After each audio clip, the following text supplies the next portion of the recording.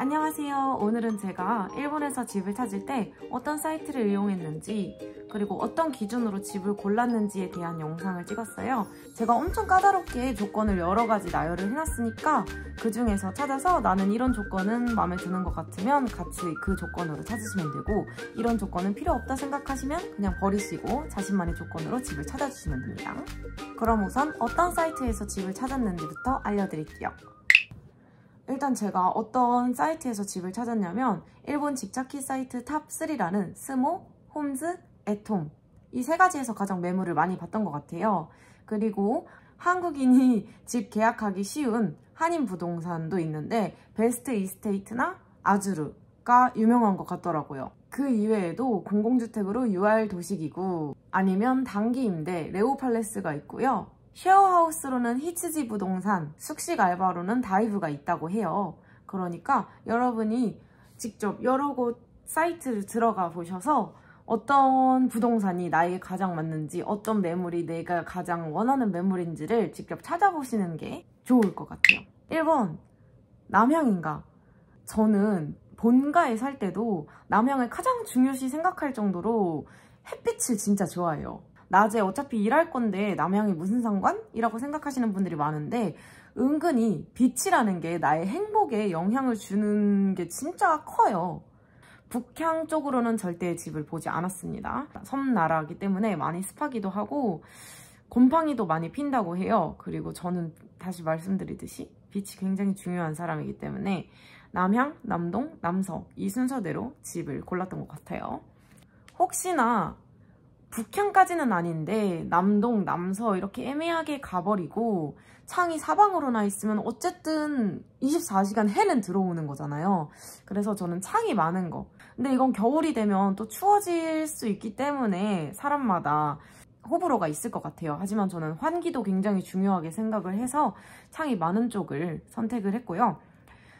그리고 2층. 짧게 사시는 분들 1층이 조금 싸기도 하고 무슨 일 있겠어 하고 1층을 선택하시는 분들이 많은데, 일본은 생각보다 바퀴벌레랑 그런 벌레들이 많다고 해요. 내 프라이버시가 딱히 중요하지 않다, 아니면 1년 365일 24시간 내내 커튼을 치고 살아도 상관이 없다, 아니면 벌레를 진짜 잘 잡는다, 이러신 분들은 1층 하셔도 된다고 는 많이 말씀을 하시는데, 저도 1층을 안 살아봐서 모르겠는데 그렇다고 하더라고요. 그래서 저는 불안한 게 있어서 1층은 제외를 하고 2층부터 고르기 시작했습니다.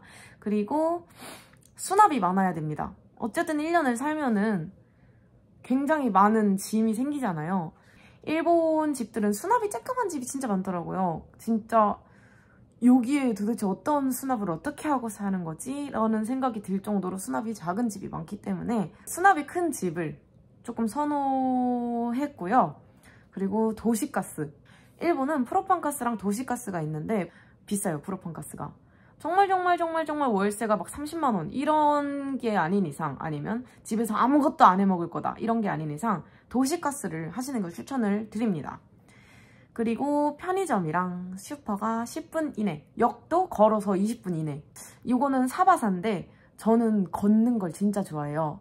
월세는 관리비 포함해서 8만엔 이하로 정했습니다. 그리고 시키킹은 있지만 레이킹은 없는 집으로 골랐습니다. 근데 어차피 일본은 퇴거를 할 때, 집을 나갈 때 꼭 클리닝 업체를 불러서 클리닝을 하고 클리닝비를 받고 막 이런저런 비용을 엄청 많이 받아요.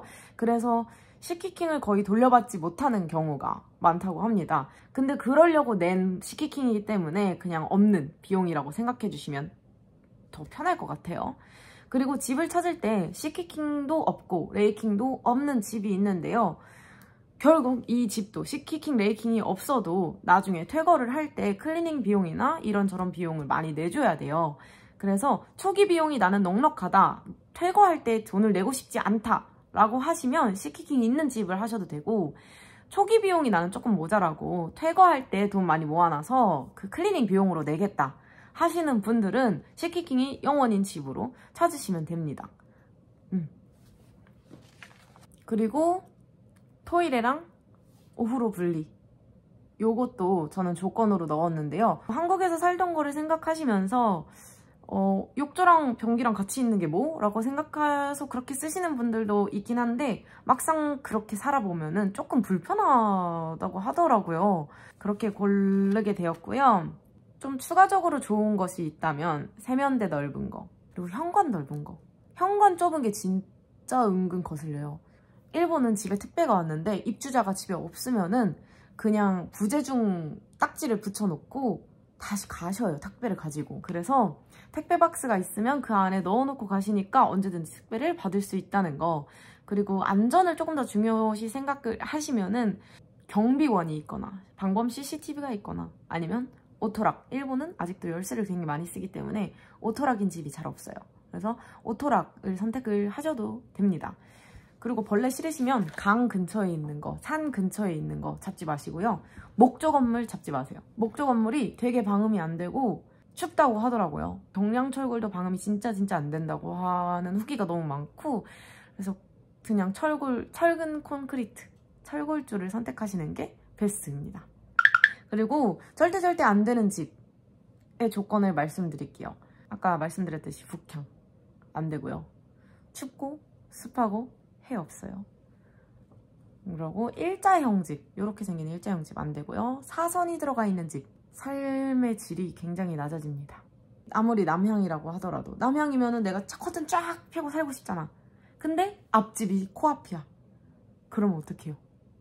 내 일상생활 다 공개. 왜 2층 왔어? 왜 3층 왔어? 일상생활 다 공개가 되기 때문에 사진을 보면서, 아니면 사진이 없다면 부동산에 문의를 해서라도 앞과의 집이 얼마나 거리가 있는지, 얼마나 잘 보이는지도 조금 주의를 하셔야 될 것 같고요. 1층에 음식점, 편의점이 있으면 바퀴벌레 100%라고 합니다.